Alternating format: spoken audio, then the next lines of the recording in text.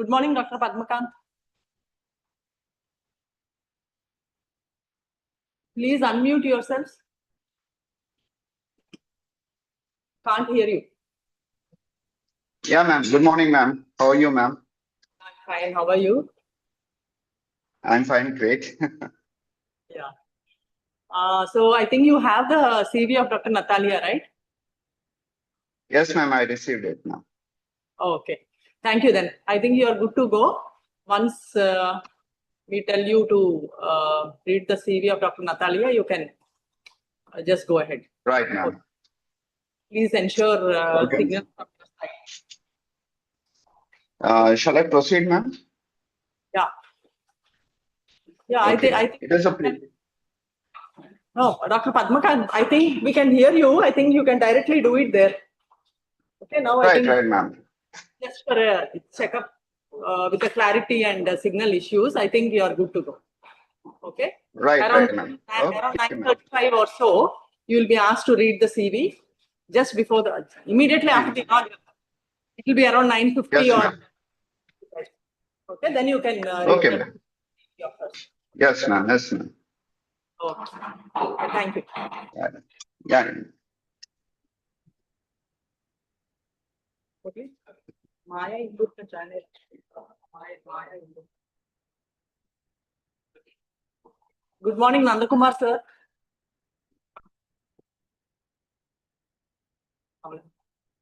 సరే ఇది college video play చేయండి.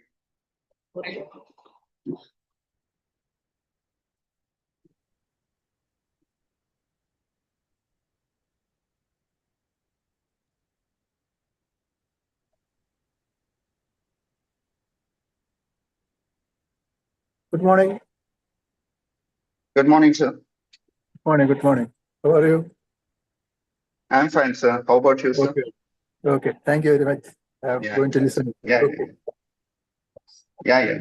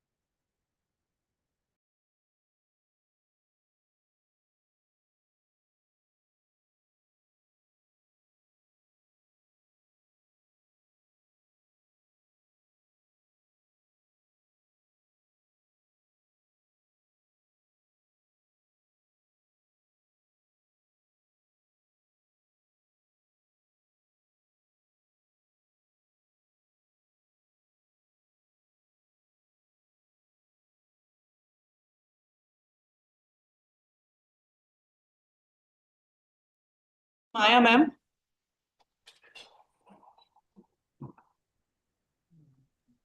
Sai. మొత్తం రికార్డింగ్ ఆన్ చేయి. Good morning ma'am.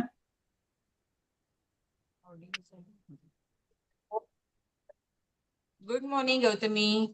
Good morning ma'am. How are you ma'am? Good. Yeah, I'm fine. Thank you. How are you? Fine ma'am. Congratulations once again. Yeah. Thank you. Thank you very much. Am I audible, Gautami? You're audible, you are visible also. Okay. No Any problem, ma'am. improvement in audio is needed? No. It's good to go, ma'am. Acha, okay. All is set. All is set. You can give your welcome address once we start the inaugural. Yeah, Once sure. Yeah, And sure. even Dr. Good Padma. morning, ma'am. Good morning. Acha. It's a Padma. privilege to chair a session with you, ma'am. Yeah, I know. Padma Khan. Right. How are you, Padma Khan? How are you? I'm fine, ma'am. How are you, ma'am? Yeah, I'm fine. Thank you. So Natalia, good to madam meet is you on. after. List పెడతా ఉండు నేను Hello, చూసుకుంటూ Padma వస్తాను. Khan. What you were saying? Good. I was Right. telling good to see you after Delhi conference, ma'am. Yeah. Right. Gautami, Natalia madam is online. No, that's what I'm checking. She told she'll just join in a couple of minutes. I'm just Okay. searching for her, ma'am. Okay. Right. Actually, it's night 11:30 or 12 o'clock for her. Oh, okay. I know. Right. It is But we difficult. can't help. It Yes, is ma'am. We difficult. can't help because we can't stay Yeah. as per the timings. This is the earliest time we can start our session. Exactly, ma'am. That's what I requested her, and she graciously accepted. Yeah. Right. So we'll start within 15 minutes, Gautami. Yes, ma'am. Huh? Within, Right. yeah. Sure. You can join Okay. within 10 to 15 minutes, ma'am. Right. Meanwhile, partners are also joining.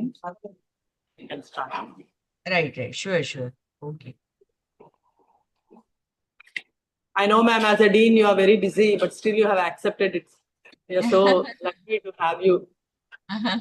It's my pleasure, Gautami. For Thank you. scientific activities, I am always ready. It's a pleasure. Otherwise, in administration, it's not a pleasure. Yes, ma'am. I know. Your team is very efficient, Gautami. Yes, ma'am. You conduct so many scientific programs. But all of you are also supporting, ma'am. That is the biggest asset we have. Yeah. People across the country are always registering and motivating us every time. Everyone cooperates for the good cause. Yes, ma'am. Yes, ma'am. Even our management is very supportive. Otherwise, we would not have been doing all this. Yeah. Now NDC is also very strict, and they are saying you have to organize mini programs, scientific programs, for the benefit of the students and for the staff as well. Okay, ma'am. Yes, ma'am. NDC also has revised so many things. I think it's going for a better note. Yeah. Right. Things are also very good.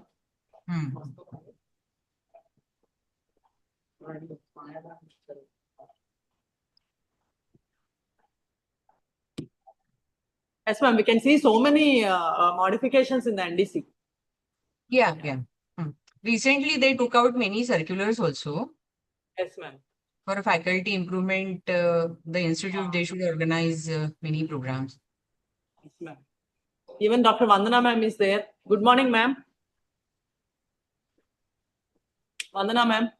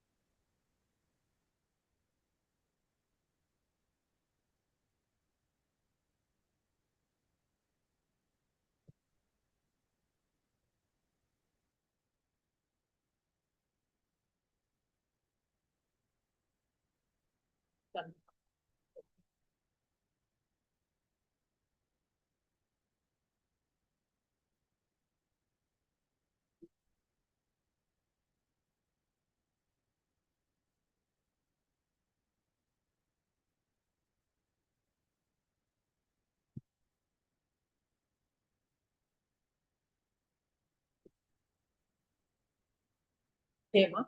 Good morning, Dr. Natalia. Hello, good morning. I was having some issue to connect, but now I think it's working well. Yeah, now I am relieved.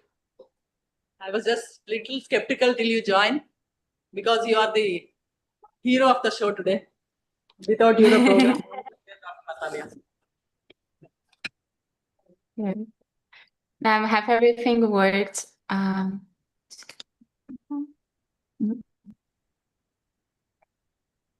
And I'm happy to have that many people. I didn't expect. You said more than 400 people sign up, right?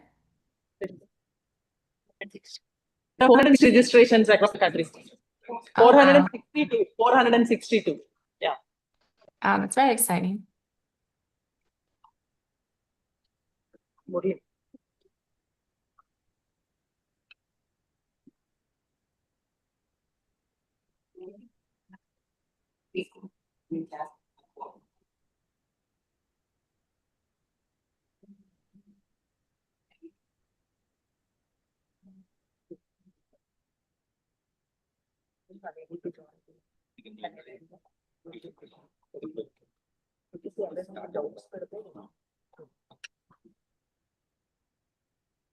I know, Dr. Natalia, it's too late for you in the night, but still you have graciously accepted. Thank you so much once again. Yes, it is midnight here for me. So Yeah. we'll be here until 2 a.m., but that's okay. I don't have problem staying awake until late. It's fun. Yeah. You're a night owl then. Yeah. And I'm really happy to be here too. Because this is the best time that works for us. It's morning 9:30 and this is our school time. So this is the only time that can work for all of us. So For everybody. can't help you out in that. Even though you have requested a couple of times, but then couldn't do much. It's okay. There is the difference in time, and I prefer stay awake until late than had to wake up way too early to try to make a decent time. So this is working fine for me too. And congratulations for you appearing for the American Board of Periodontology and heard so many accreditations to your credit.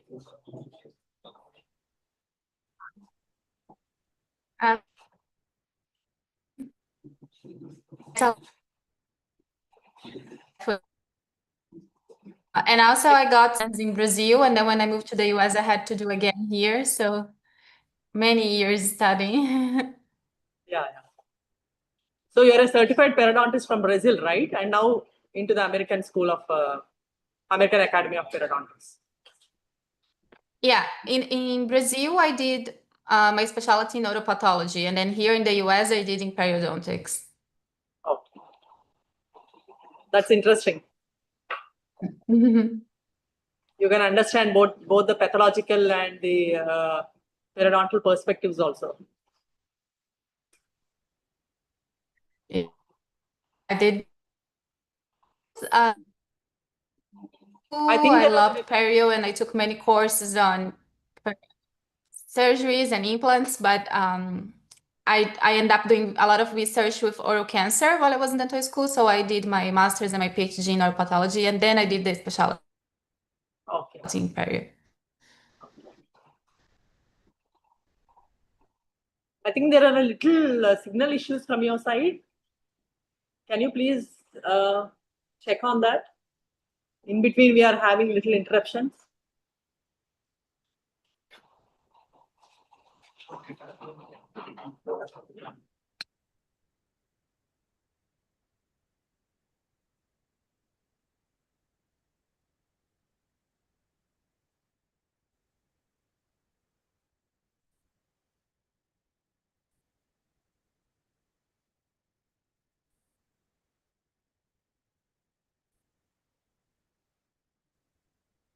చూడు participants పెట్టు ఒళ్ళు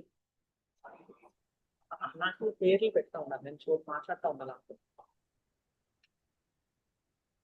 yeah hope you have now rectified. In between we are having some slight disruptions from your side.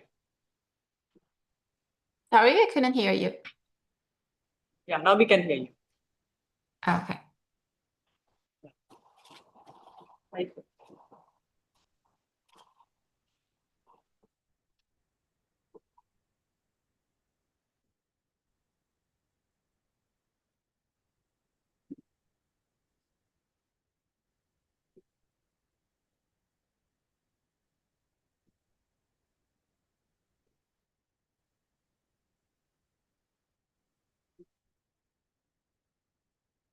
परत play చేయి లోపు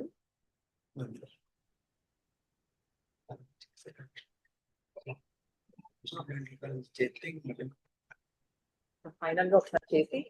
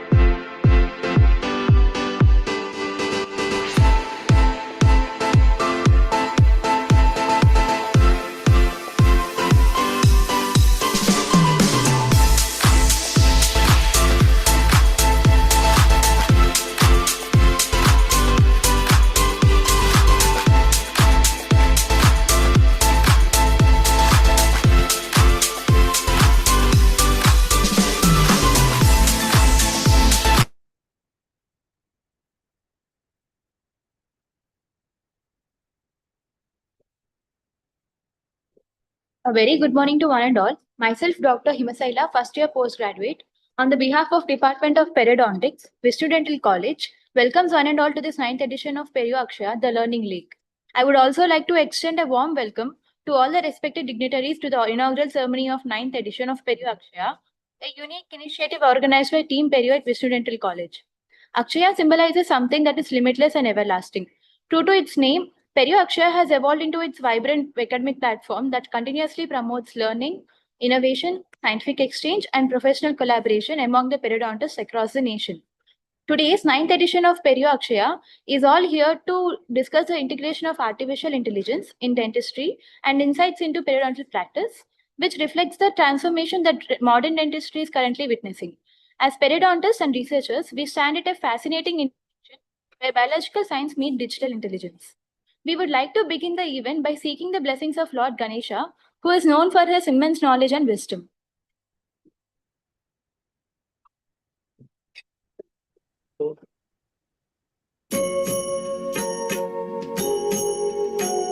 सुखकर्ता दुःखहर्ता वार्ता विघ्नाची दुर्वी पूर्वी प्रेम कृपा जयाची सर्वांगी सुंदर उटिशेंदुराची कंठी झळके माळ मुक्ता फळांची जय देव जय मंगलमूर्ती दर्शन मात्रे मन कामना पूर्ती जय देव रत्न खचित भरा तुझ गौरी कुंभरा चंदनाची उटी कुंकुम केशरा हिरे जडित मुकुट शोभतो बरा रुणझुणती नूपुरे चरणी घागरिया जय देव जय मंगलमूर्ती दर्शन मात्रे मन कामना पूर्ती जय देव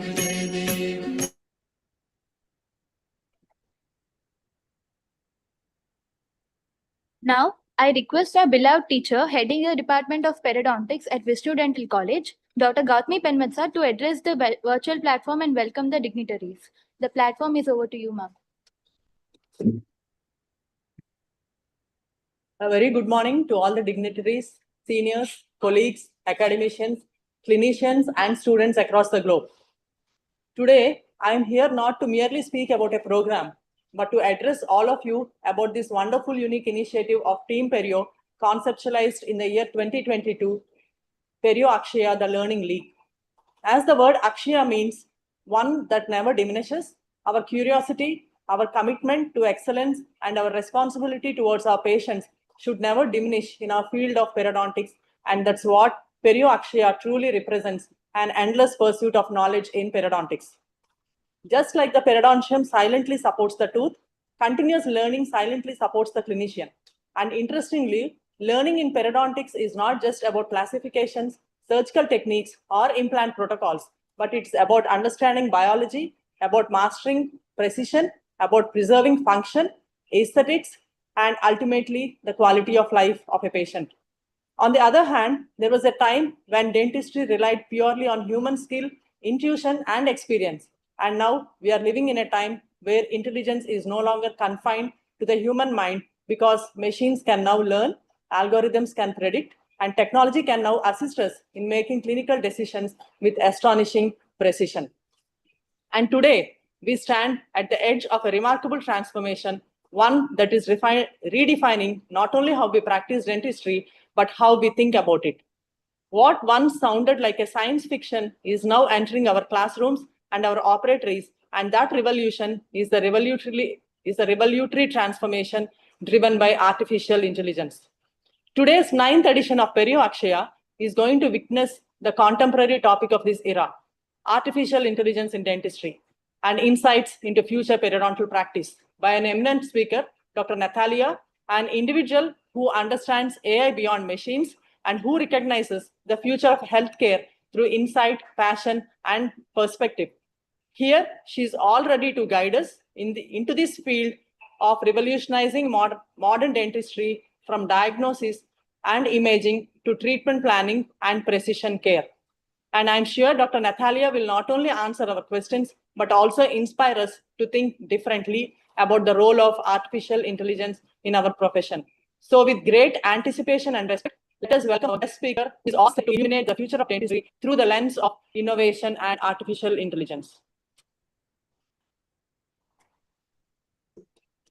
On this occasion, we are deeply honored to have with us our chief guest, Dr. Maya Sanjeev Indakar, Dean and Professor of Periodontics, Government Dental College and Hospital, Chhatrapati Sambhaji Nagar. Dr. Maya Indakar completed her BDS from Government Dental College and Hospital, Aurangabad, and her MDS in Periodontology from Government Dental College and Hospital, Nagpur, Maharashtra. With more than 35 years of teaching and clinical experience, she currently serves as the Dean Professor, PG Guide and PhD Guide at Government Dental College and Hospital, Chhatrapati Sambhaji Nagar. Her specialization lies in the periodontology with a strong focus on evidence-based, minimally invasive and patient-centered care, integrating advanced technologies such as lasers, PRF, digital planning, regenerative surgeries, and peri-implantitis management. Dr. Maya Inderkar has made remarkable contributions to academics, research, and public health. She has conducted 32 research studies, published over 76 scientific papers, and authored a textbook chapter on diabetes-related oral complications, and she holds 13 copyrights. She has mentored numerous postgraduate students and introduced innovative academic initiatives, including an AI-integrated radiology unit, e-library, forensic odontology unit, and interdisciplinary case presentations. Her achievements have been recognized through several prestigious awards, including the Lifetime Achievement Award and Specialist Dentist Excellence Award from the Perio Academy. Beyond academics, she has actively contributed to society by organizing over 500 dental camps and conducting public health awareness programs. Her dedication to education, innovation, and patient care continues to inspire many students and professionals alike. Please join me in warmly welcoming Dr. Maya Sanjeev Indakar. Thank you. Respected Chief Patrons, Chairman, Vishnu Raju Sir, Vice Chairman, Ravi Chandran Sir, Secretary, Aditya Visam Sir, Director, Raju Sir, Principal, Ramaraju Sir, today's guest speaker, Namaste Sir. Today's guest speaker, Nathalia, expert committee members, distinguished faculty, invited guests, and my dear postgraduate student, a very good morning to all.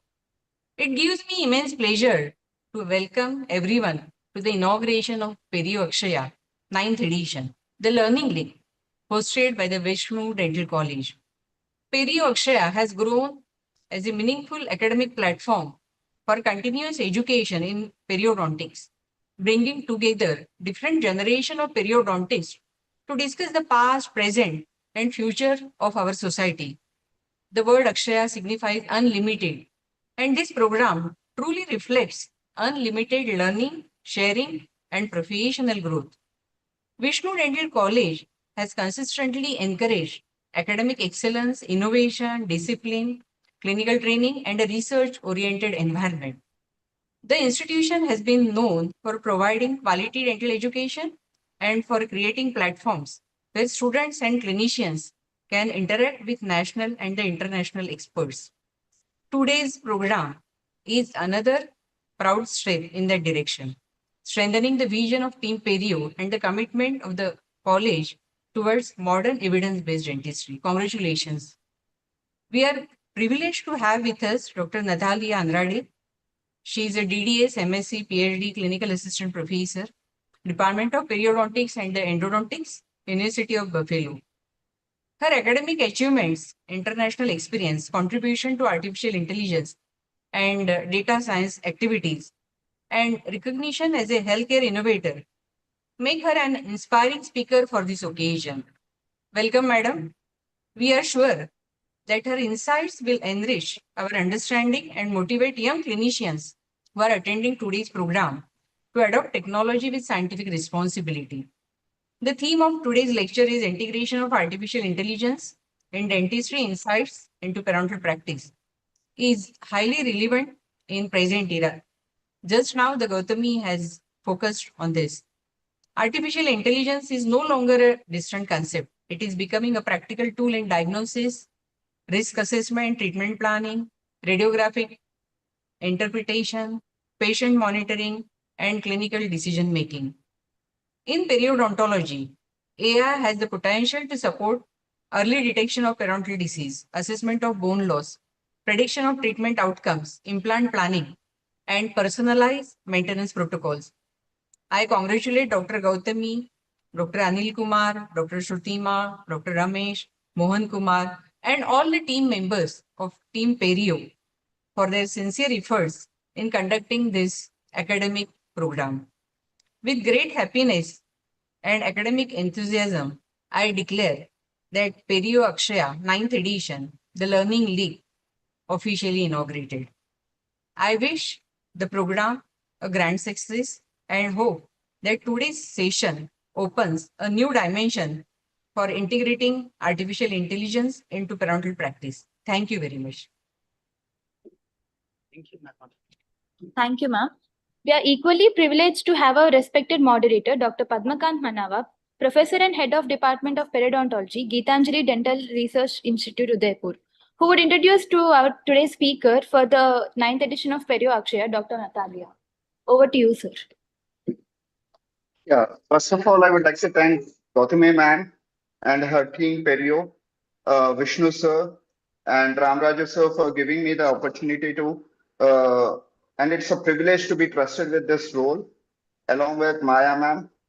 So let's not waste time, and I would just like to invite the guest speaker. It is a privilege to introduce today's speaker, Dr. Natalia Paiva de Andrade, an internationally recognized expert in periodontics, orthopathology, and artificial intelligence in dental medicine. Dr. Andrade earned a Doctor of Dental Surgery, Master's degree, and PhD in dental sciences from the University of Sao Paulo, Brazil, where her research focused on oral cancer, cancer stem cells, and molecular pathology. She further advanced her clinical and research training through programs at the University of Michigan and the University at Buffalo, including advanced periodontics and postdoctoral training in immunology. Currently, Dr. Andrade serves as a clinical assistant professor at the School of Dental Medicine, University at Buffalo, New York. Her areas of specialization include periodontics, oral medicine, immunology, digital dentistry, and artificial intelligence in healthcare. She teaches and directs several advanced courses, including periodontal and dental technology, periodontics advanced clinic, seminars in periodontal biology, biomaterial seminar, and surgical periodontal therapy. Her current research focuses on AI-driven precision therapies, post-modulation treatment for inflammatory diseases, and the integration of artificial intelligence into dental education and healthcare. Dr. Andrade's achievements are truly remarkable. She has received numerous prestigious awards as one of Buffalo's top healthcare innovators, the Artificial Intelligence Fellowship from the University at Buffalo, and the Edward Hatton Award for her groundbreaking cancer research. She has published extensively in leading journals and has delivered keynote lectures internationally on topics such as AI powered dentistry, oral cancer research, and digital innovation in healthcare. Through her dedication to education, research, and innovation, Dr. Andrade continues to shape the future of modern dental medicine. Please join me in welcoming, giving a warm welcome to Dr. Natalia Pavede Andrade. Ma'am, it's over to you. Thank you, Dr. Padmakant, for that wonderful introduction of the speaker of today's Akshaya. Now, our pride and dignity is our national anthem. Therefore, I request everyone to stand up for the national anthem. Jana Gana मन अधिनायक जय हे भारत भाग्य विधाता पंजाब सिंध गुजरात मराठा द्राविड उत्कल बंगा विंध्य हिमाचल यमुना गंगा उच्चल जलधि तरंगा तव शुभ नामे जागे तव शुभ आशीष मागे गाहे तव जय गाथा जनगण मङ्गलदायक जय हे भारत भाग्य विधाता जय हे जय हे जय हे जय जय जय जय हे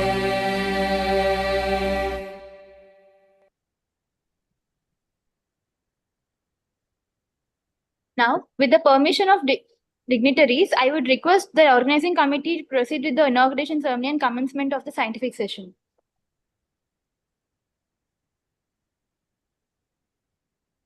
Over to you, Dr. Natalia. Okay. And hi, everyone. Good morning for you. Good night here where I am. It's midnight here in the US. First of all, I'd like to say thank you for the invitation and also for the kind announcements that you did and explaining my CV and all my achievements. I will share my screen now, so just give me 1 second so I can start the lecture. Oops. Are you seeing my screen well? Yeah, we can see. You can see? Okay. Yeah. Okay, so today I'm going to talk about the integration of artificial intelligence in dentistry, and I'll give also some insights into the periodontal practice. But in the first part of the lecture, I will actually talk about the basics of AI. I believe because it's a new field, some of the basic concepts are not very clear to everyone, and they're very important for you to use AI in a safe way in your patients. So I will start from the beginning and teach basic concepts, and then we go to the we go through the limitations, and then we go to the applications. First, I will just give a very enough. I'm originally from Brazil. I did my dental school there and also my master's and my PhD in neuropathology at the University of São Paulo. Then in my PhD, I did a program that you could do part of your training in another country, and that's when I moved to the US.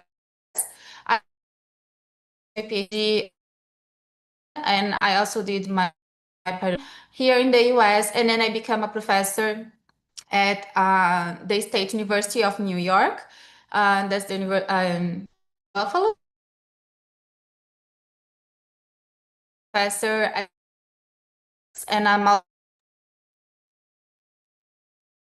of artificial intelligence, and all my degrees are related to dentistry. So in neuropathology or in periodontics. I don't have an official degree in artificial intelligence or any kind of technology. I actually learned by being very curious about it. My dad and my brother are both engineers. And since I was born, I learned how to open computers with them, how to use different kind of software. So I grow up in this environment. And when I started to learn about dentistry, I started to apply my knowledge in informatics and computers, my daily practice. And I started to understand I could use some of these innovations to give a better care to my patients. And that's how I started to get into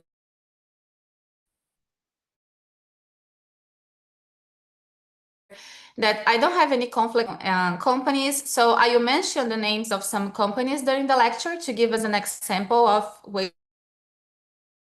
we can apply.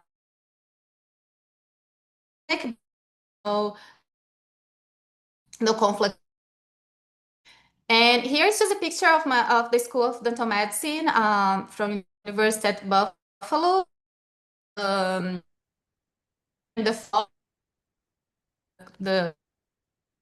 in the trees, and the three buildings in the back are the dental school, the clinic, the main office.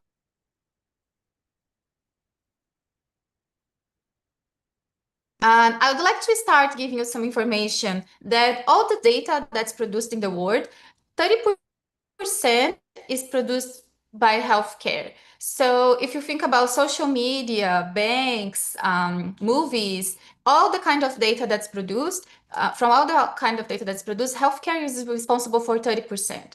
And that's because we have so many image exams from our patients, patient charts, insurance information, medical information. We take CT scans, periapical X-rays with frequency. So treatment notes, they that we are responsible for 30% of all the and and that's because it's very hard for the human information together. So for example, if you have periapical X-rays from your patient from 20 years ago, 10 years ago, 5 years ago, it's very hard for you to visualize all that together and get information from that. So what we end up doing, we just look at the past X-ray, the recent X-ray, or the and we conclusions for us to have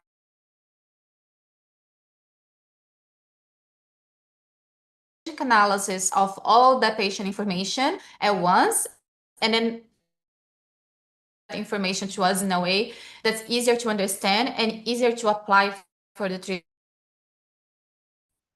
And how AI can do that, how artificial intelligence can do that, is by creating a model that we call machine to extract the information that we need from that data that we have from our patient. To do that, we have different steps. So the first step is, of course, the data collection. We need to have a data set from our patients. Then we'll prepare the data, we'll clean the data, make sure it's standardized in a way that the machine can understand what we're, and also, for example,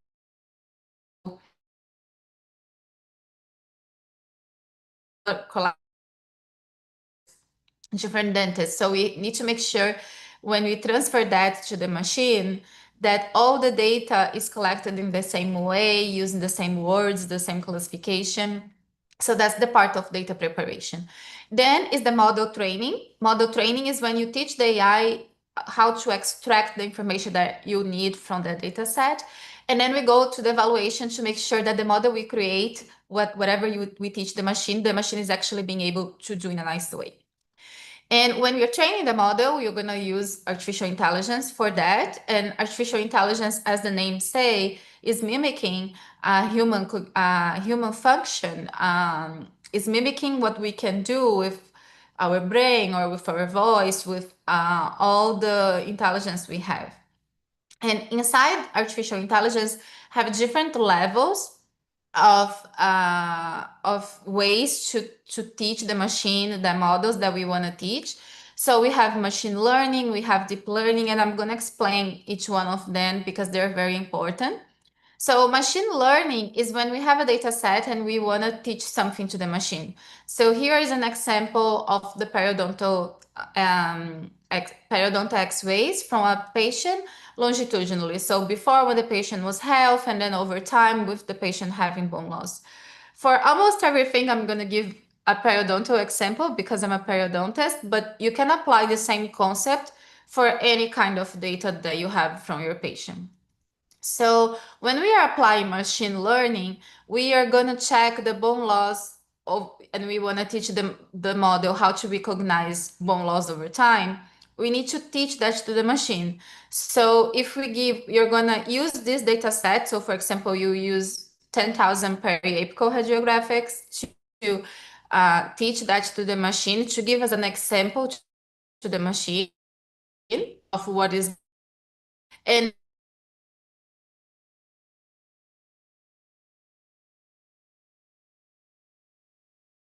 recognize bone loss over and tell you the person has. The full information from the patient and a red given of the disease from the patient. So that's the idea. It's going to give you, it's going to recognize a pattern and give you a risk assessment from the patient. So when we are talking about machine learning, it's really important that first we show to the machine an example, and then the machine is going to recognize the pattern of that you showed in other samples. So here I'm teaching what's bone loss. That's the blue lines that I put in there. I'm showing the machine what bone loss means in the X-rays and what health means in the X-rays. When you're doing that in this example that we have 10,000 periepical radiographics, we are going to need to divide that data set in 3 parts. So the first one, that's the biggest one, is to train the model. So it's to give that example to the model. Part of if needed, we test it. After all of that, we can test in the real world with new data sets from other places. So if we use that 10,000 X-rays from a dental school, then you're gonna test if once the model is ready, we're gonna test with X-rays from another dental school and make sure you can recognize pattern of bone loss again. Another machine learning is deep learning. That's another kind of artificial intelligence, let's say, like a type.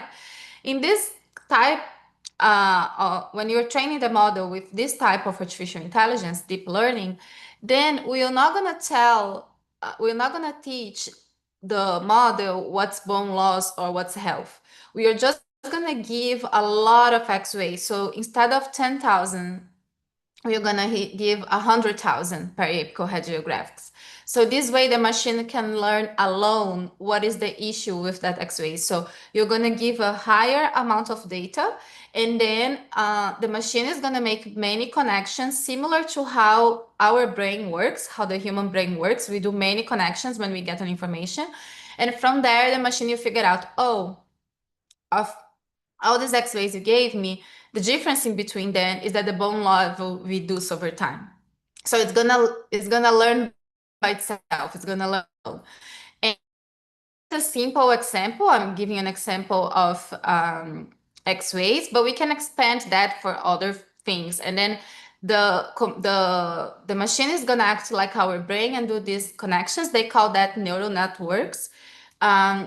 That's very similar to the neurotransmissions we have in our brain to do different connections and find out patterns and solutions based on a really big amount of data. I'll give another example to make it more clear and you understand how you can apply that concept that I explained through the X-rays to other things.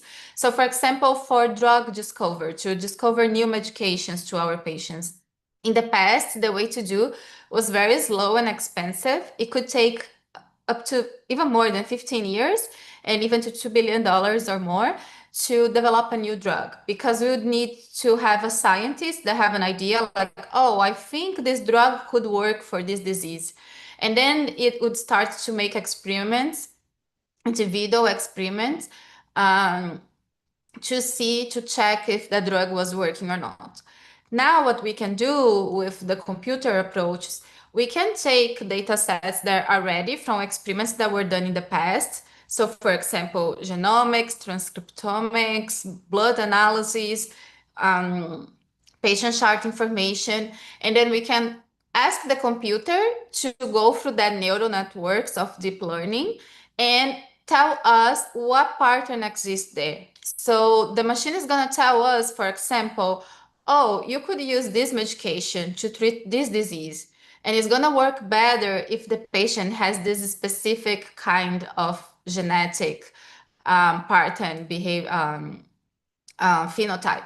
So it's going to give us an information based on that whole amount of data that for the human cognition, it would be hard to see the pattern, but for the machine, it is possible. So we just give a lot of data from past experiments that were done, and then the deep learning can read all that and give us possibilities, and that speed up a lot the process to discover new drugs instead of doing one by one of new experiments with something we think that could work. We have a better direction, and then now a new drug can be discovered in 2 years or even less and validated. So the process is speed up from 15 years to a couple years.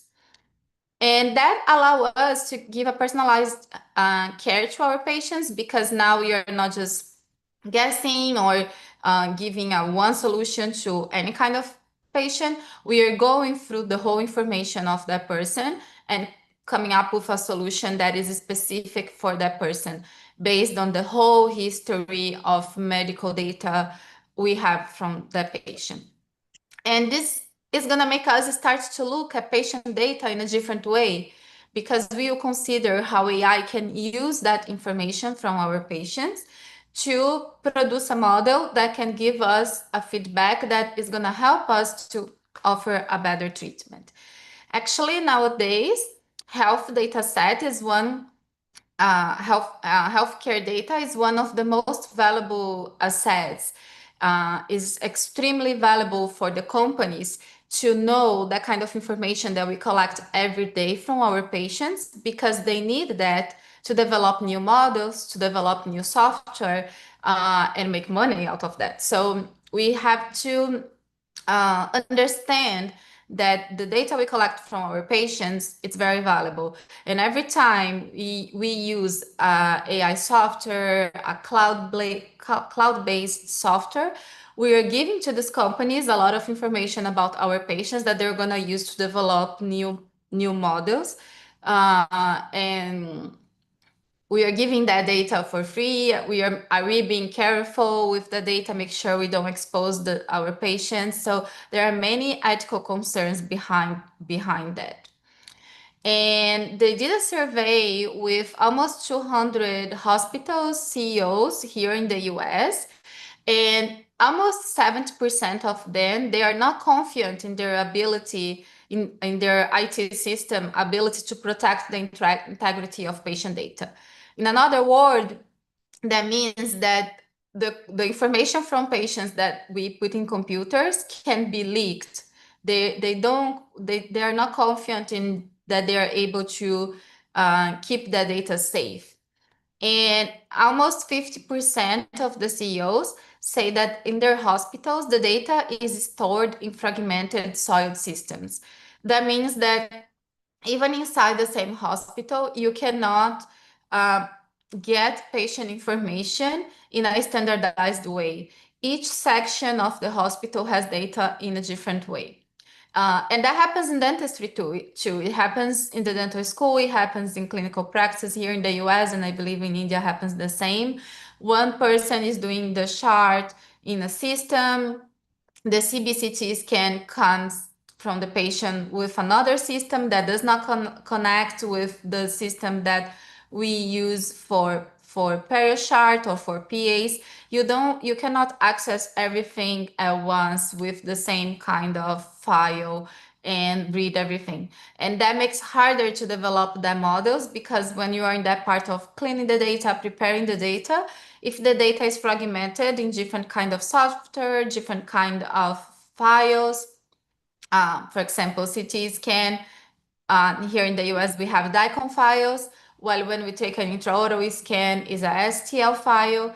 You need a specific software to be able to read both together, or you have to convert them. So all of that fragmentation, it's in the way to develop new models that could help us to provide better treatment. So I believe in the future, we will start to think more about how we collect the data to make sure we can collect in a standardized way that will be easier for the machines, the artificial intelligence, to read the data and offer us risk assessment, prediction, new drugs, all of that good outcomes that it can give to us regarding a patient. And then here we have an image of how they think is going to look like, how people think the future of a city could look like. And they think that maybe we can have different roads in different levels, and one road is going to be used just for cars with full automation, so cars that drive alone, while other roads are going to be for regular cars, another road is going to be for drones. So what they think is that the cities are going to adapt to the new technology. And I put this image because I think dentistry is going to go in a similar way, the same way before we would take impressions, Now we take intraoral scanners. Maybe in the future, we'll have a robot collecting the data so we can make from our patients, so we can make sure everything is standardized. So Perio chart, medical history, the way to take an X-ray and make sure there is no distortion and always taken the same way. So things that are repetitive tasks, they tend to be done, not be done by humans anymore. And I think every time more we are going towards artificial intelligence and robots doing these tasks for us. And like I said, it's going to help us to have a more standardized way to collect this data and generate the models. And it also helps us to optimize time, automate tasks, and increase efficiency with AI. We can, things that could take really long time before now can be done in a shorter time. I'm sure everybody already used ChatGPT at least once to reply an email in a faster way. So instead of typing the email, you just ask ChatGPT to help you to reply that email. Or even digital planning in dentistry before used to take hours. With the new software we have that have AI assistant that I'm going to show in this lecture, we can do it within few minutes, which what before would take a whole hour or even more. So it will help us to be more efficient. And it has been a while that AI is around. It's actually from the 1950s, when the first models were created for medical purpose.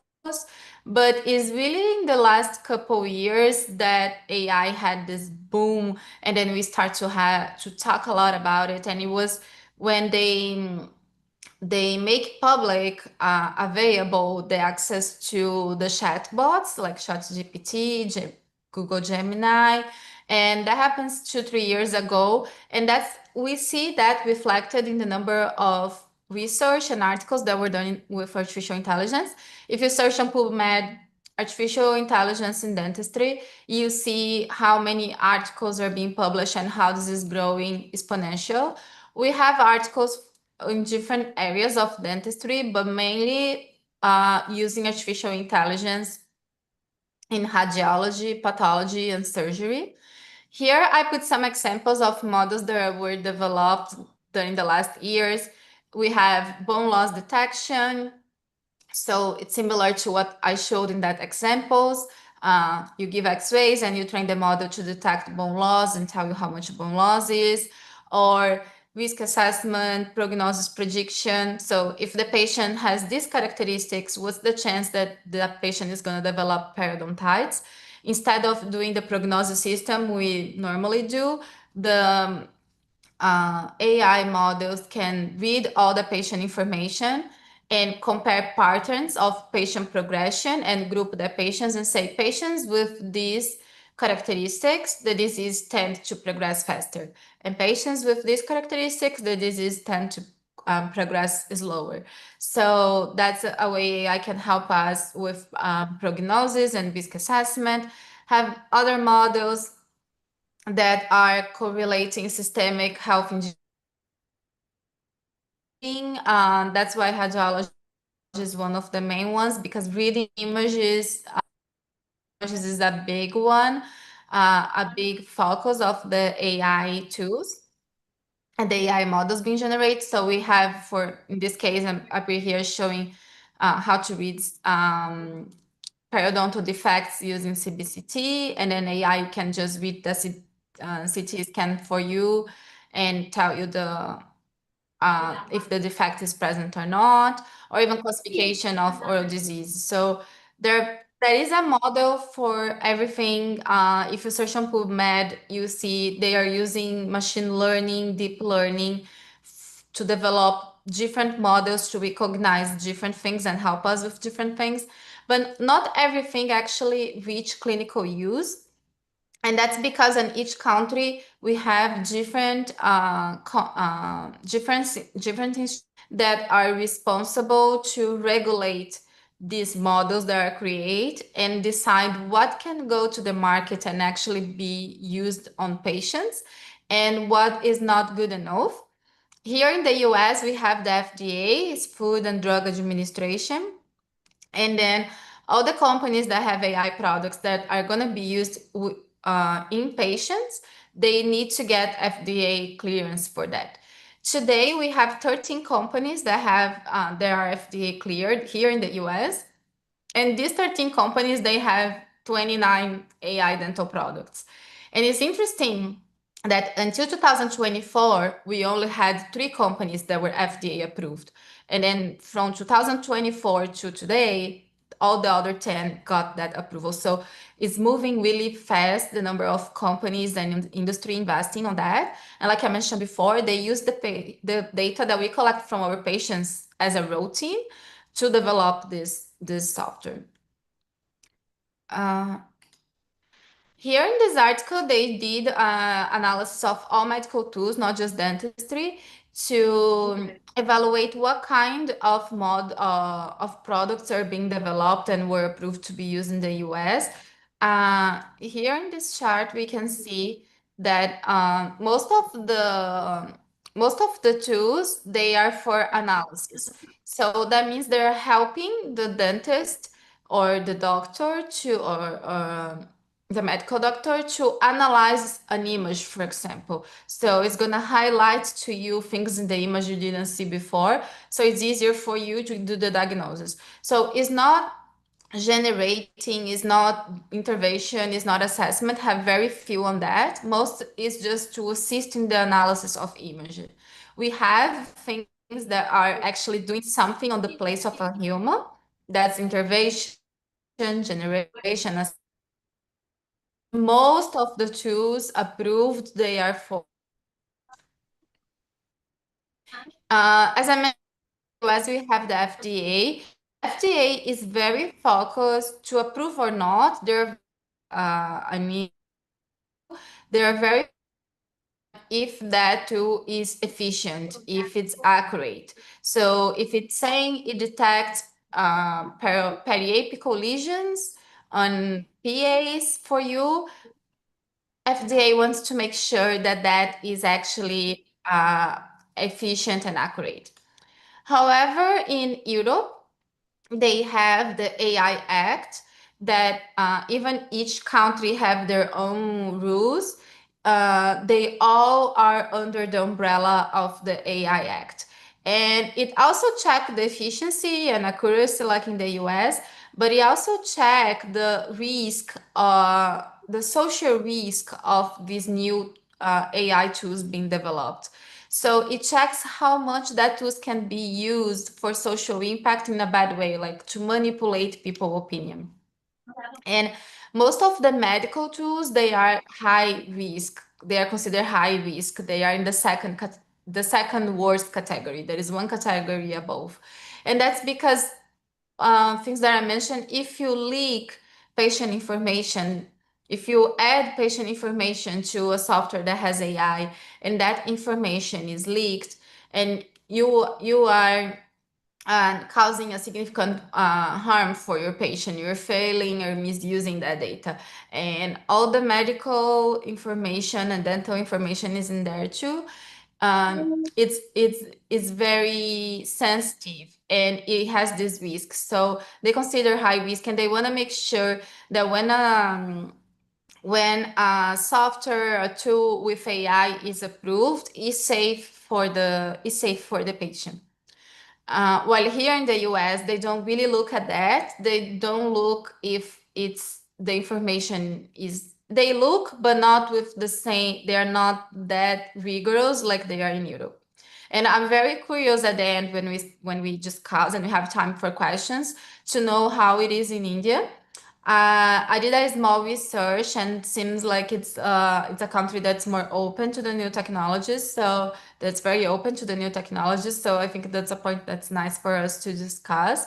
I know better how it works here in the US. I know how it works in Brazil too. We have something similar to the FDA in Brazil, and they also look for the efficacy, but they also look the political part and the social part in Brazil and in Europe. That here in the US, they don't have that as a main focus.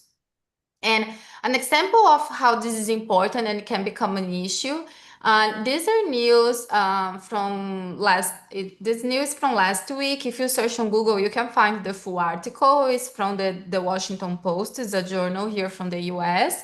And what happened is that lawsuit claim companies, so lawyers, they act like they were healthcare providers to get patient information from the hospitals. And then they saw what could be wrong in the treatment of the patient. And then they would call the patient and say, hey, we went through your files and we think that doctor didn't treat you well enough. We could sue the hospital. And then the patient was like, but this information should be private. How do you know I went to the hospital and I had that treatment? And that was because the lawsuit company act the masquerade like they were healthcare providers. So that is one example that you see how patient data, healthcare data, it's important and is an asset. It has a lot of financial interest behind, and that's why it becomes so tricky and so important to protect the patients from that. As part of the European Act that I mentioned, they have a set of rules that should be followed to protect the patient. So throughout risk assessment, sure it is safe, use top quality data to produce the models, maintain detailed logs so you know who were able to have access to that information that you added to the software, because you know who was logged in or not. And they really prioritize something they call human supervision. They also call keep human in the loop, that it does not matter if AI is helping you and is being perfect, you always keep human in the loop. So you always need human to check and to check what AI is doing. And I think that's one of the main roles of dentists in the era of AI is the ethical responsibility and the empathy, because we can teach the machines to do certain tasks for us, but we cannot teach the machine to be ethical. And that part is really our responsibility. That's why I'm going to show during the lecture many ways that we can apply AI and that I love and I use a lot. But we always have to keep in mind that the ethical responsibility of how we are using and protecting our patient information, it's on us. AI is not doing that part. So that's why it's important to always keep human in the loop and not just let the machine do the things by itself. And use that to help us to do better and balance the efficiency that these machines can bring to us with our clinical judgment and our ethical judgment too. Before I go to the AI applications, I want to show a little bit what I call is the section of the lecture I call the dark side of AI. A few things that AI can make and they are mistakes. And I think it's important to know these limitations before you learn about how to apply AI, because you need to know until what part AI can help, then and what part AI cannot help you. And when you understand how the machine and the models work, you can use it in a proper way. So the first one is what we call hallucinations.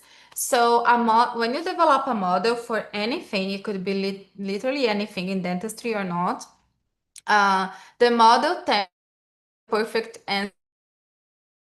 And if perfect answer, it will come up with an answer that maybe is not true. And this is called hallucination, is when it come up with an answer that is not true, just to try to look perfect. AI tends to do that a lot. So I will show a few examples that you can understand that. So I ask on a ChatGPT to describe this image, and we can see is an periapical X-ray from the lower incisors, and it has bone loss. It gave me a whole explanation that looked very professional, written, but then the differential diagnosis was a nasopalatine duct cyst. So the AI think that is in the nasopalatine area, which is clear. Any dental student could tell that it was from the inferior area and it is bone loss. So the ChatGPT didn't know the answer, but instead of telling me I don't know the answer, it came up with a whole explanation that is completely wrong but look like it's right. So this is a type of hallucination. I'll give another example of hallucination. These are two articles that were published by researchers from Sweden. They wanted to check how far the hallucinations can get and how much trouble it could cause.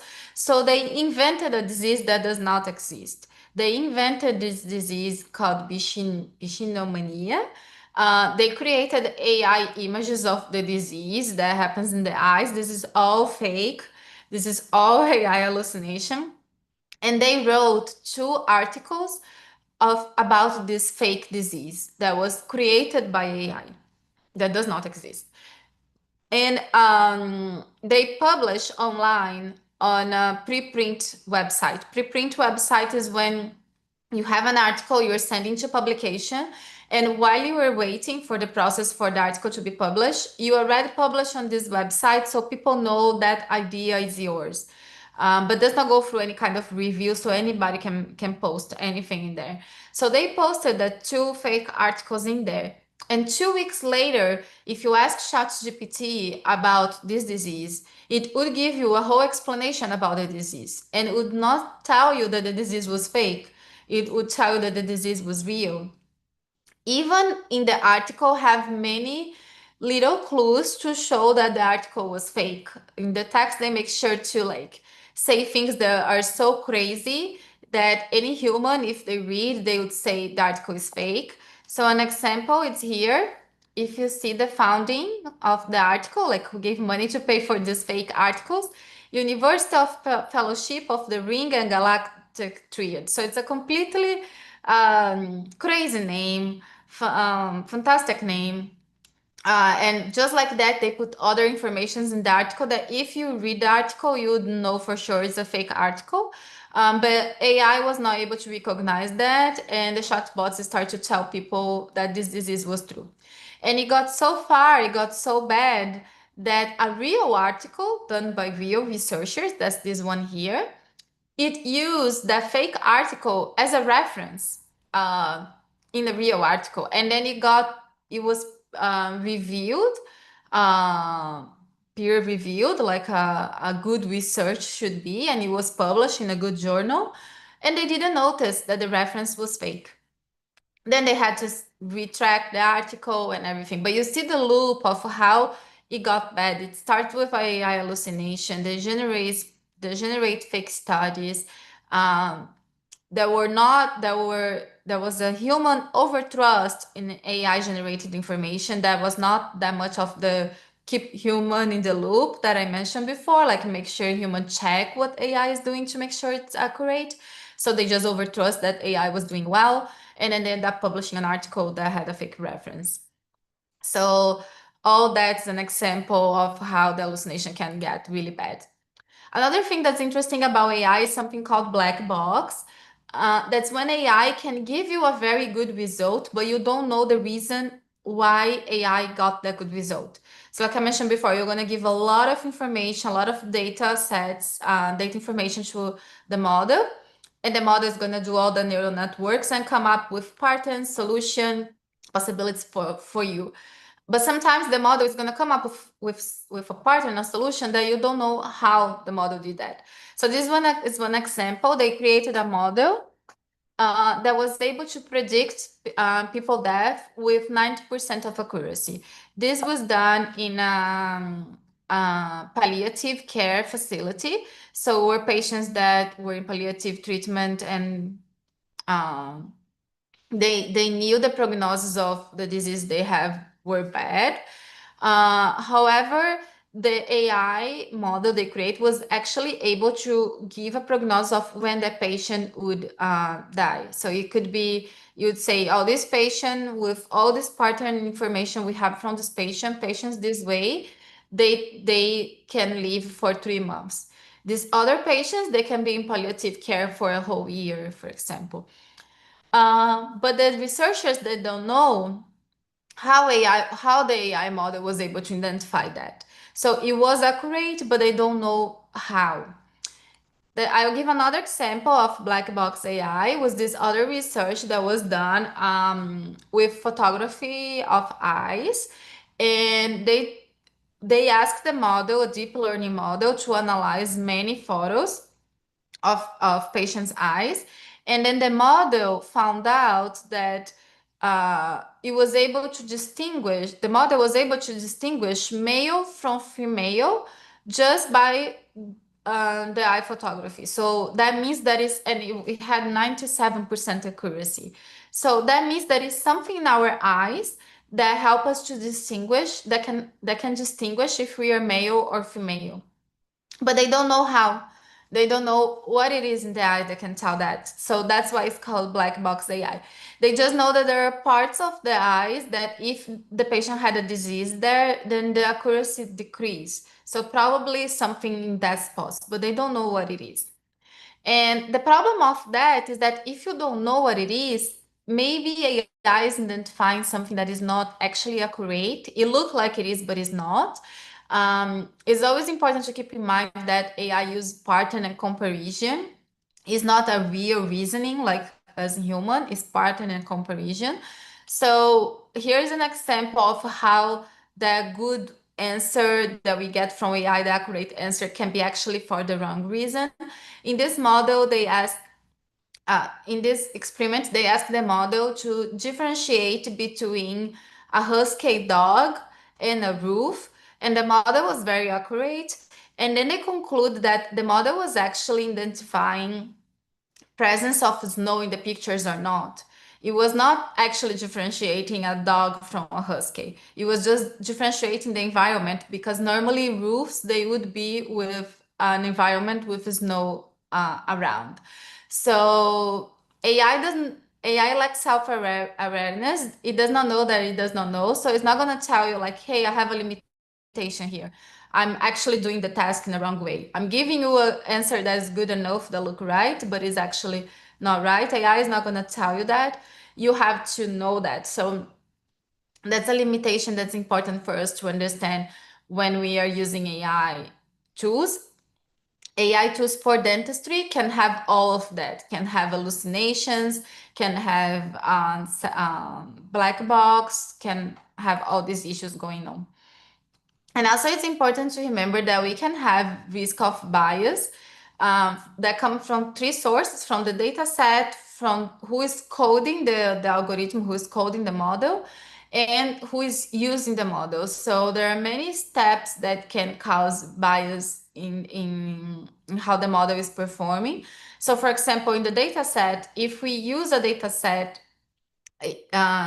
from a patient that tend to do very aggressive treatment plans for their patients, and these dentists extract a lot of teeth, then you have a data with a bias from a dentist that extract a lot of teeth. So if you're running a model that's going to tell you when a tooth needs to be extracted or not, if a tooth is hopeless or not, you're going to have trouble because you got the data set from a dentist that's very aggressive. So this kind of bias can happen. And another thing is who codes. And then in this article, they did an analysis of the whole world. Who are the countries actually developing the new technologies? And I thought it was good to add that, so we have like a global view of how AI is being developed. US is the country in red, and then they have higher development of AI tools, but then we see there is a lot also coming from China. There is actually a lot coming from India also, and from Europe, also from Brazil. But we see that some countries, they tend to monopolize and control, and that's not a good thing. We want all the countries developing AI, because we have different cultures that have been in different dental schools all over the world, and they all treat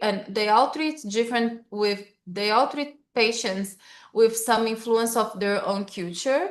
So, and that's so important, because the dentists understand that cultural background that led to some treatment decisions, and that's so important. So if you're using a software that's trained with data set from the US in India, maybe it's not going to work that well. You need softwares that are developed in India. The same thing in Brazil. So It's important that every country develop their own softwares with dataset AI models with datasets from their population and their cohorts, so it's more accurate. And now I'm gonna go through the applications, and then it's important for us, before learning about these applications, just understand these mechanisms and limitations that I mentioned before. And if you understand that, then you can apply AI in a safer way for your patients. But AI is here to help us. I asked ChatGPT to generate an image of the future of dentistry, and it gave me this image. I complained that there was not dentist, not a human in the image, so it generated the second one. And it is really nice, set up with AI-driven technology, robot-assisted procedures, cutting-edge digital tools, helping the dentist, assisting the dentist to provide a better treatment for the patient.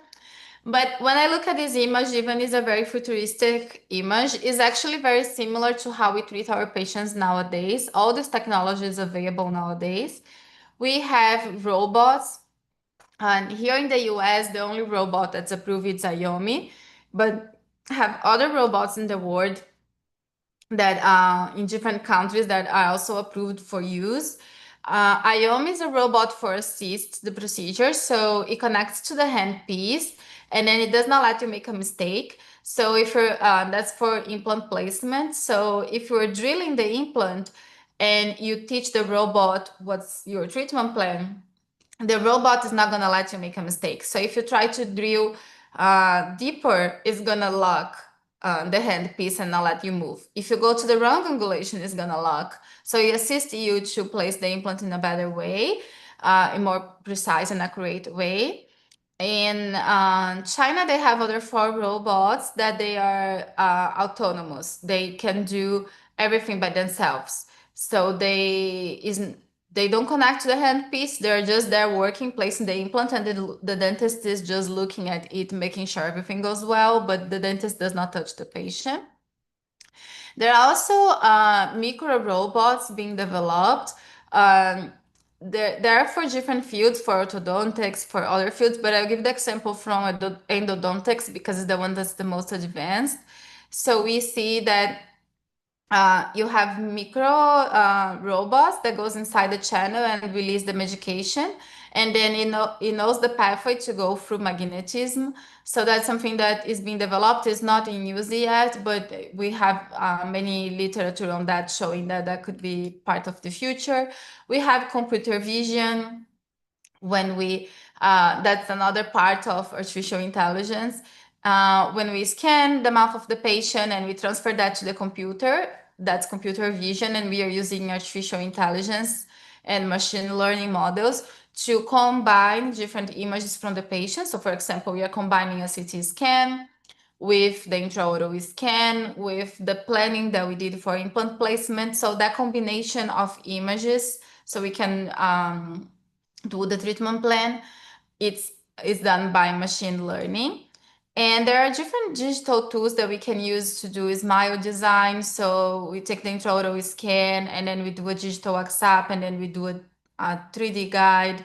We can do what we call digital twins.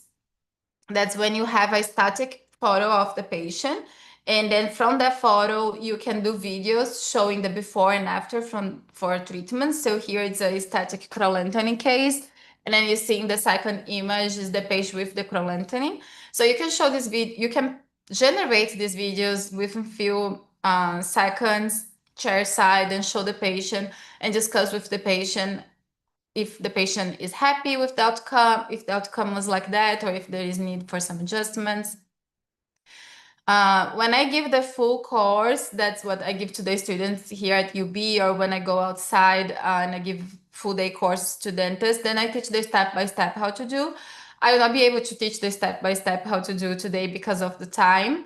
I will go through one case just so you have an idea, but I will not have time to explain the details. You can also study anatomy and biology using the new technologies and then produce surgical guides. Here's an example of a patient that she was not happy with her smile.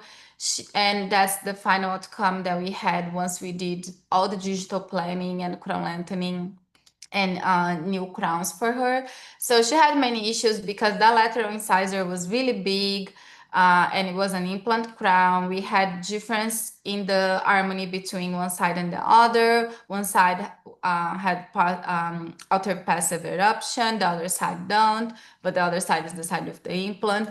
It was a very large crown for a lateral incisor in that implant. It was almost the same size of the central incisor. There was discrepancy in the color, discrepancy in the incisor wedge. So there were many issues going on.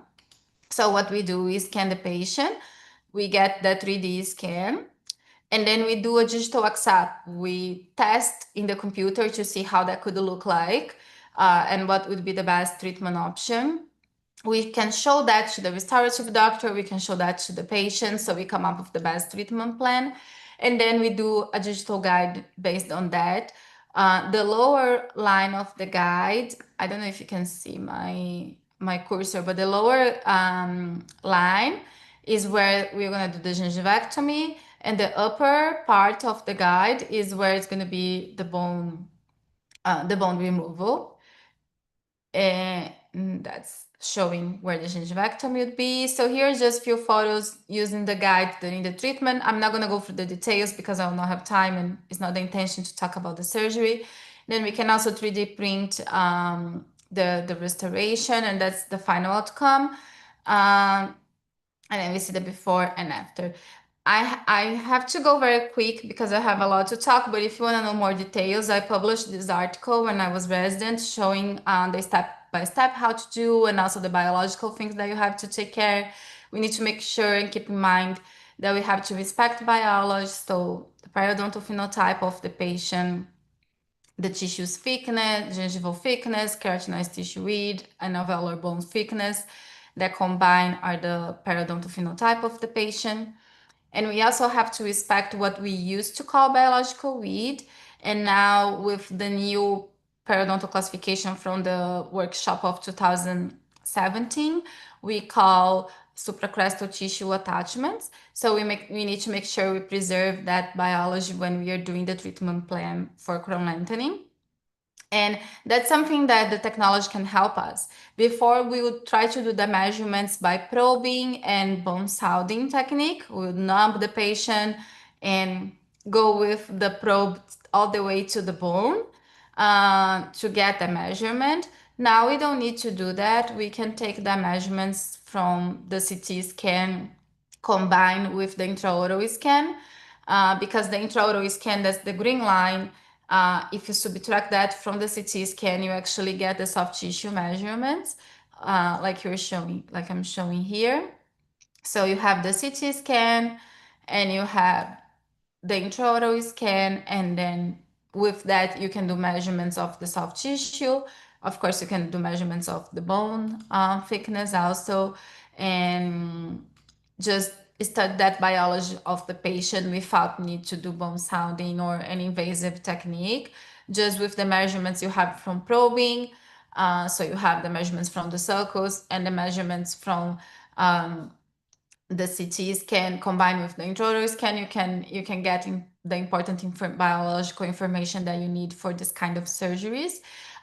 Here is another example of crown lengthening. You see through the shadow how much gingivectomy I would expect the patient to have, and then you can transfer that to the analysis you are doing with your CT scan and intraoral scan.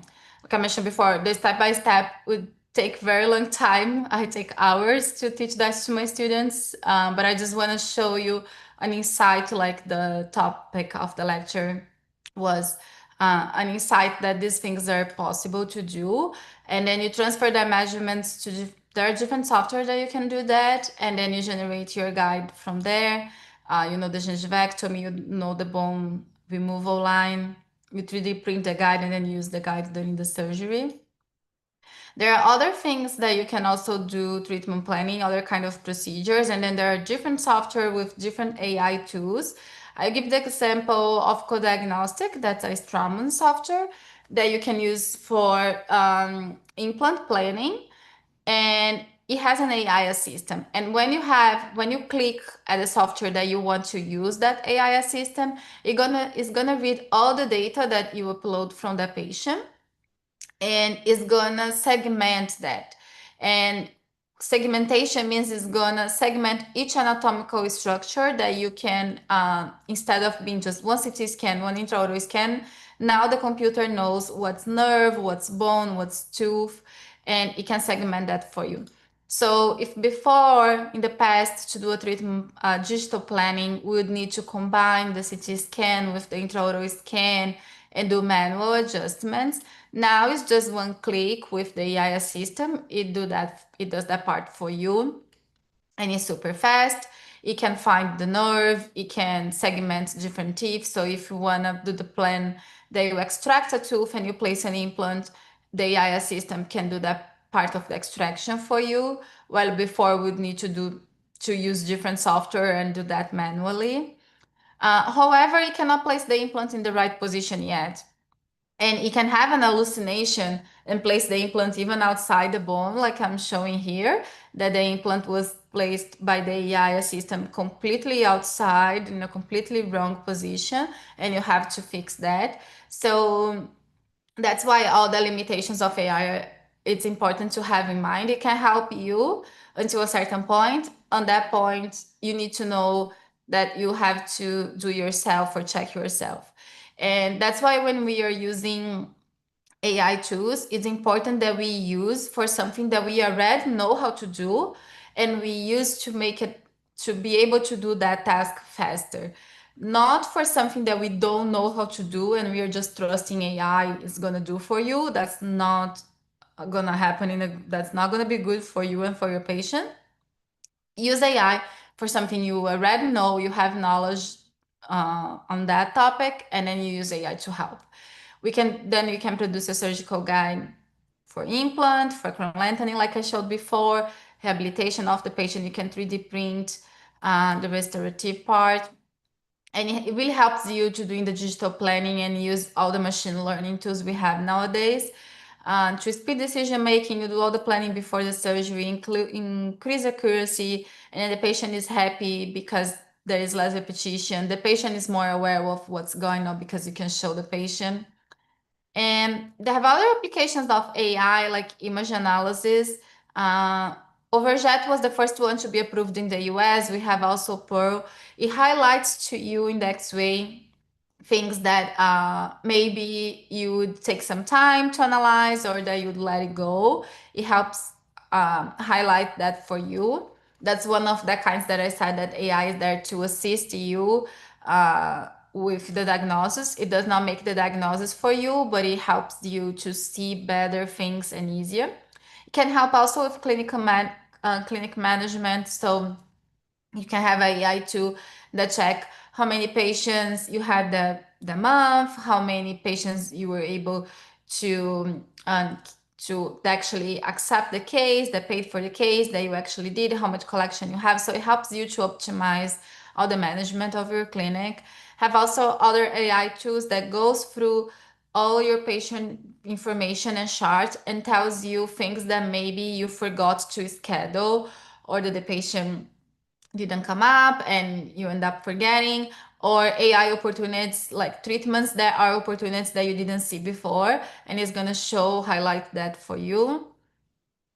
Have also one that here is approved here in the US, that's for medical billing for dentists. So sometimes we can charge the insurance with the medical insurance of the patient, and then the software is going to get 12% of the money it collects, and it's going to give you the rest. But it's some money that would be very time consuming to apply for the insurance for that, to getting that. So it's easier this way. And also have softwares that help with the collecting data. So you can have a microphone and then you say the Perio chart numbers, and the AI software is gonna put that for you there. Here is a video of how it could look like in the future with AI tools around. My first patient today. Good morning, Dr. Rogers. Your 8 a.m. is Sarah Martinez, here for a crown prep on tooth number 14. I've reviewed her radiographs from last week. The decay extends subgingivally on the distal. I recommend a crown lengthening consideration. What's her medical history like? Controlled type 2 diabetes, HbA1c of 6.8 within the last 3 months. Moxicillin allergy documented. I suggest prescribing azithromycin if antibiotics are needed. Welcome, Dr. Rogers. You have 12 patients today. I verified everyone's insurance overnight and rebooked 2 patients who canceled for next week. Let's make it a great day. Isaac, could you review Sarah's radiograph to confirm my analysis? Isaac, can you please help me create a comprehensive treatment plan for Sarah? We'll have to do crown lengthening. Isaac will walk you through your concerns. I would be happy to answer any questions about the procedure.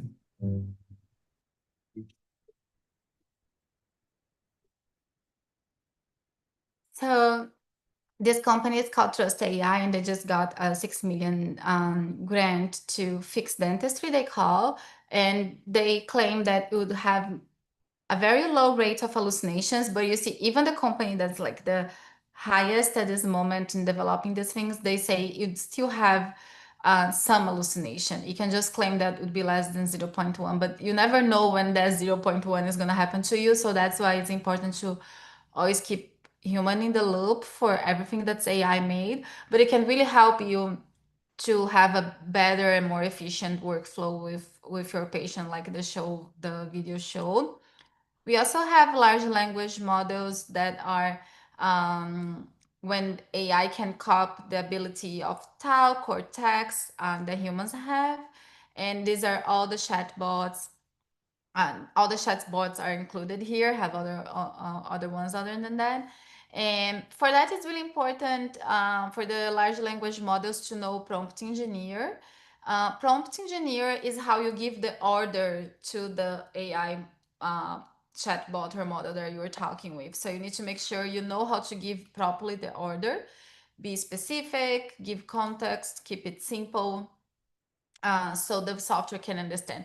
We have to always remember that our engineers who develop the softwares, and they tend to be very pragmatic. So we have to be pragmatic when we are talking to the machines too. And if you know how to prompt, you can use that for many things. You can give that order to the machine to get different things done. So in this example, you can have templates for your treatment notes, or you can create a website. There are this platform, Wix.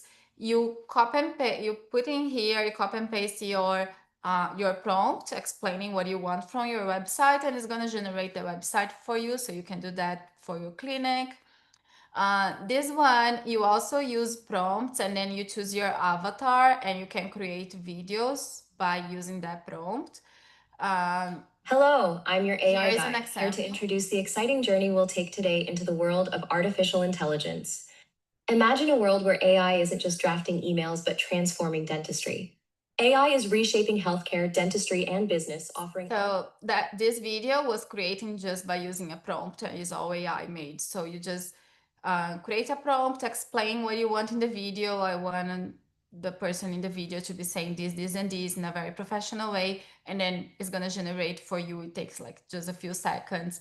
Or Mid-Journey, you can ask any kind of video, it's gonna generate for you. You just need to do a good prompt to explain what you want.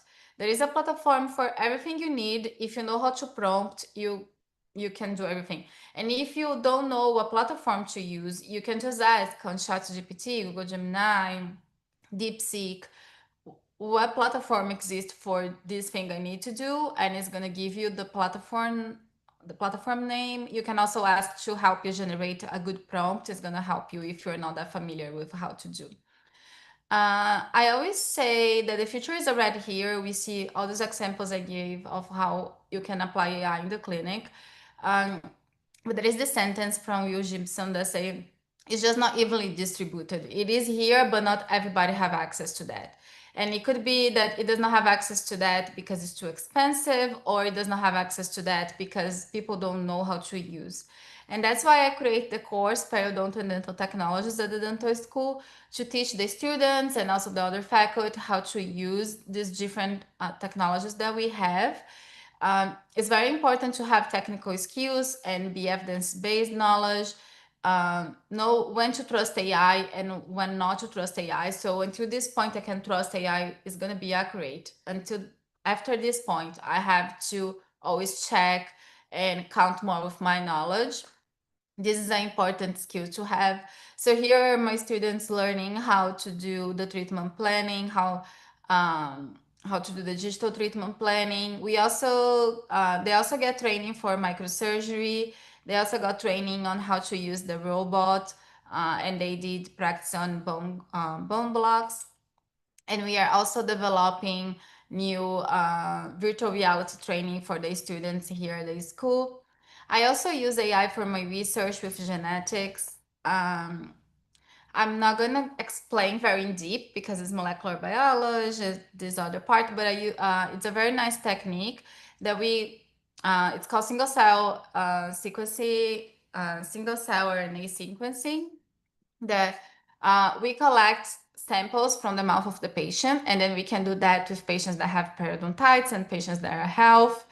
And then we run through the computer, and the computer is going to read the DNA of the RNA of each cell. So we're going to have genetic information of each cell from patients that are health and that have the disease. In my case, I studied periodontal disease. And then it's really nice because you can publish this data. There are public data sets from this kind of analysis. So you can also analyze the data from other scientists around the world that are doing the same experiments with their patients. So imagine the amount of data we have, because we have all these data sets to analyze with genetic information from thousands of cells, from hundreds of samples. So we really need the machine learning and deep learning models to read through that and help us to find patterns in this genetic behavior of the cell, genetic profile of the cells, and understand better their behavior so we can think about new ways to treat periodontal disease. So this is an example of how you can apply AI for a research project in periodontics. And then the model is going to give you information about each cell, each type of gene, difference between health and disease, and then you can from there come up with ideas of new treatments. Technology assists you, but it's your knowledge that decides what you're going to do for your patient, but technology can really help you. And understanding AI is no longer optional for future clinicians. It is really becoming part of responsible modern practice.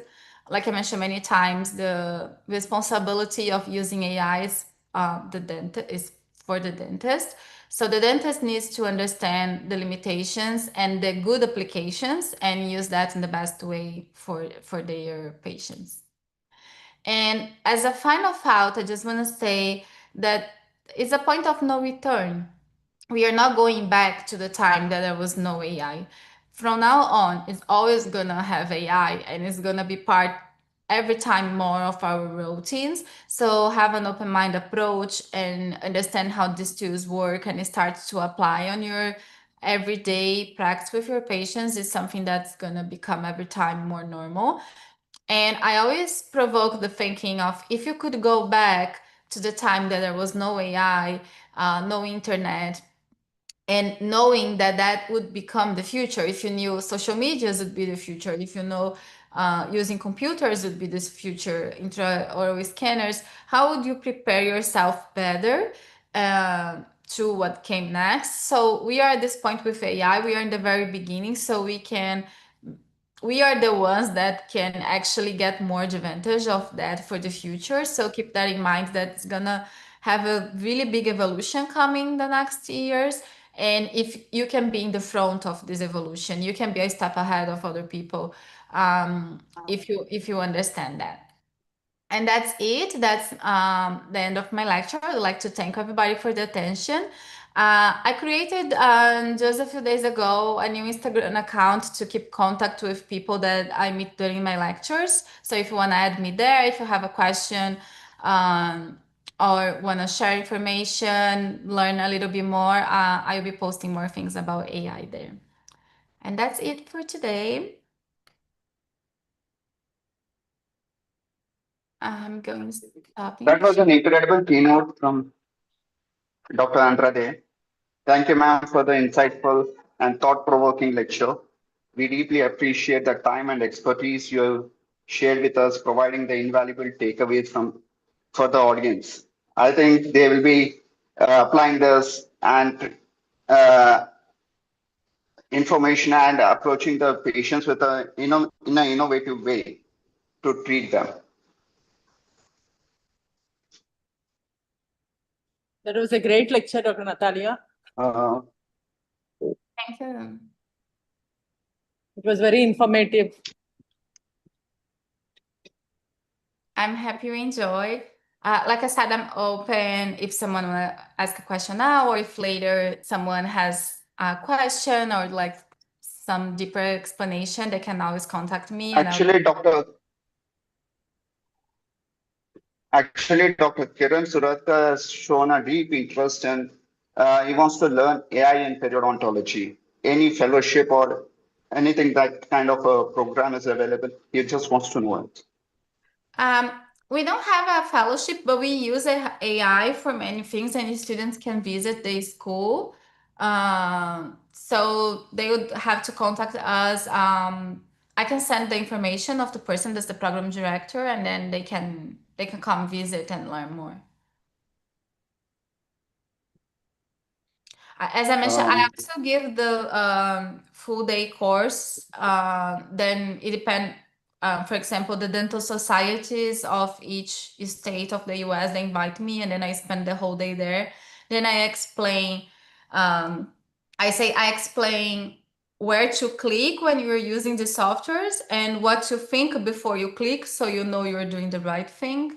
That's a possibility too.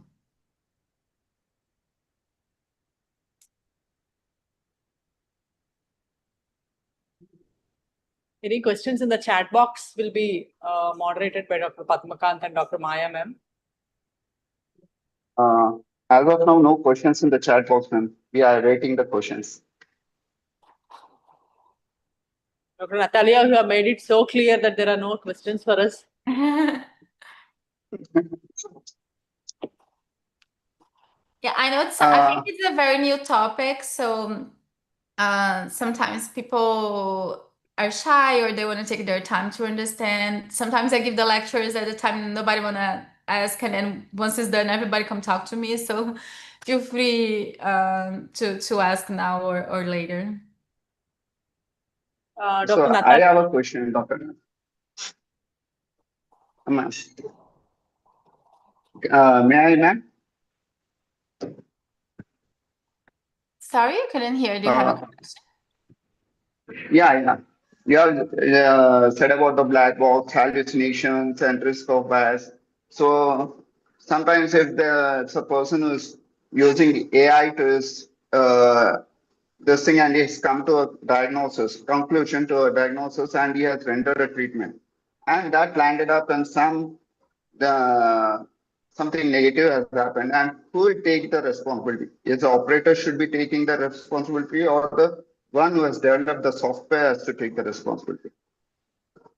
I'm not sure if I understood the question. Can you repeat the end, please? If there is a diagnosis done by a clinician with the help of AI, and he has done a treatment as well, like something like a robotic surgery has been done, and he lands up in what we say, failure of the case. In such case, the operator will take the sole responsibility, or some of the responsibility shifts to the developer of the software, AI software. Yeah, so like I mentioned, the legality of the. Yeah, the person is always the dentist who is responsible for whatever happened. I did a course about how to manage AI with the patients, and they were saying about, like, they were really highlighting how we need to even give an informed consent to the patient, so the patient know AI is being used, because the patient needs to know that you are dropping patient information in AI software. Like there is risk of leaking, like I mentioned before, and things like that. And if you use AI and you end up doing the treatment in a wrong way because AI gave you a wrong information, it's still your fault because you believed, because you didn't review. It's not fault of the software. I think it's gonna I was discussing that with a friend the other day, like, like in the past, we had these very bad experiments and research that were done with many ethical issues. And when we look now, we say, oh my God, this is so crazy. I can't believe they allowed it to do that. I think we are in this moment regarding AI now. I think in few years from now, you look at the past and you say, oh my God, can you believe we were doing that things? Like this was so wrong. I think the rules and the legal aspect of AI still have a lot to progress and a lot of evolution to happen there. But today, that's why I highlight so many times that it's important for you to check what AI is doing, because if you make a mistake, it's really your fault. If there is a legal issue, it's going to be the dentist's fault. Thank you for answering the question, ma'am. And Natalia, ma'am, there are a lot of hecklers coming your way for rendering such a good and insightful lecture. Thank you. I'm glad you like it. Yeah, thank you, Natalia. You have given a wonderful presentation and a very useful presentation. You have explained a useful side of the AI, also a dark side of the AI.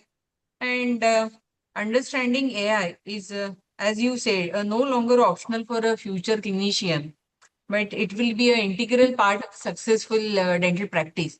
So it's very true. So everyone should know AI, and your presentation will be really beneficial to everyone. So I'm very much thankful to you for today's presentation. Thank you. Yeah, and also I think it's gonna be part of dentistry, so you have no way around. We have to understand about it because it is around us and you'll be every time more. And also we are patients at a certain moment, right? We go to the doctor too, and our doctors will be using AI with us. So it's also important to know about it on that other sense. Yeah, very true, very true. Dr. Natalia, I have one question for you.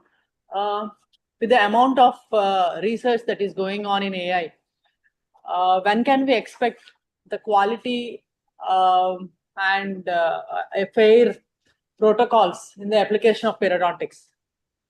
How many years it might take? I think it will be very fast. I don't because it is moving.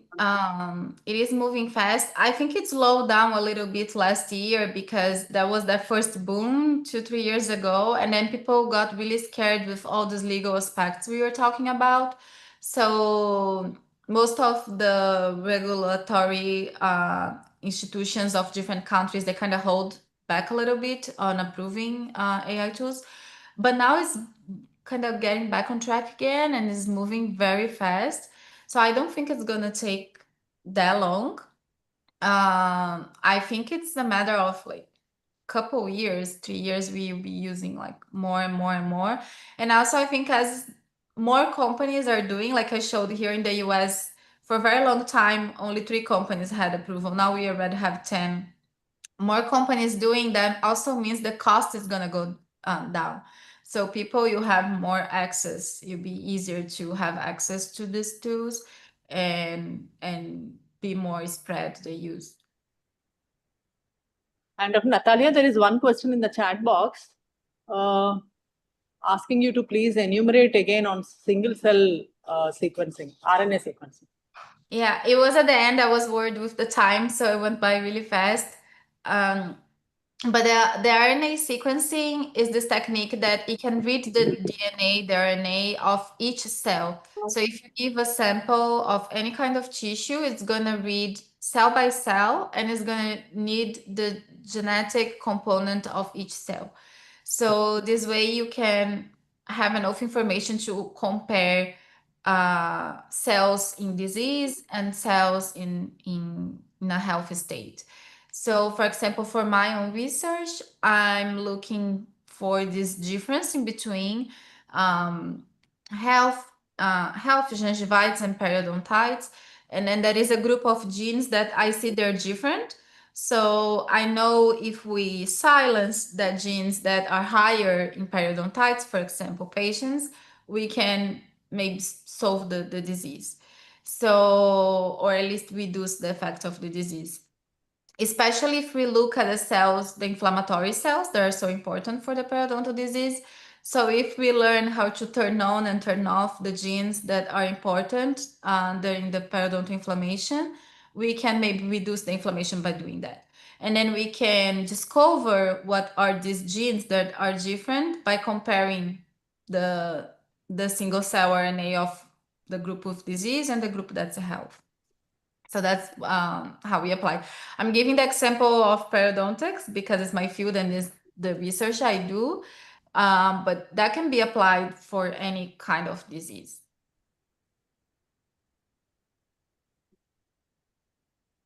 Thank you, Dr. Natalia. And any questions, please feel free to ask. And I think it must be night 2 o'clock for you, Dr. Natalia. It is almost 2 o'clock, yeah. I think it's But time when we I'm wind up. talking, I get so excited. I even forgot about how late it was for me. Yeah. I think there are no more questions, and there are so many accolades coming across the country regarding your presentation, which was very informative, and people really appreciated your presentation. And it was really good. Thanks so much. I'm happy that people liked. Like I said, we can keep in touch after if anyone has a question. I also hope maybe one day I can meet some of you in person. Either you come here to visit us at University at Buffalo. It'd be a pleasure to receive you here, or me going also to India. I would love to go. So I really hope one day we can make that in person. Yeah, I was at the University of Buffalo in 2024. But then I didn't get to know you at that time. Otherwise, I would have visited you in person. Yeah, we didn't know each other. It would have been nice. If you come again, let me know. If you want to be here again, let me know. Yeah, you're always invited to India, and you can meet all of us in person. You'll have more to meet if you come to India. Oh, yes, I would love to go. Thank you so much. And this certificate of appreciation.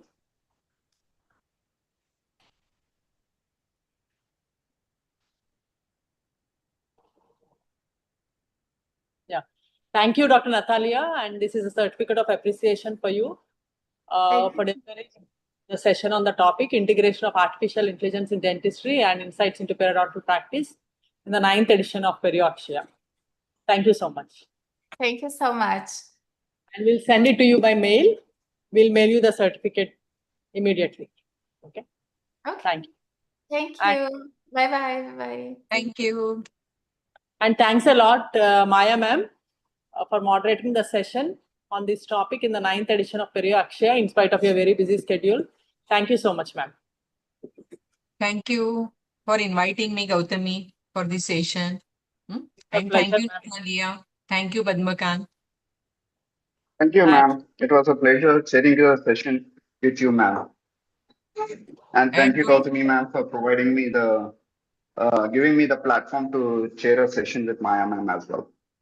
Yeah. Thank you, Dr. Padmakant, for moderating the session. Yeah, And Natalia, now good night for you. Thank Good you. night, Dr. Natalia. Thank you. Have a good rest of your day. Bye-bye. Bye-bye. Have a good sleep, Dr. Natalia. Thank you. Thank you so much once again. Thank you, ma'am. And thank you all the participants for being there.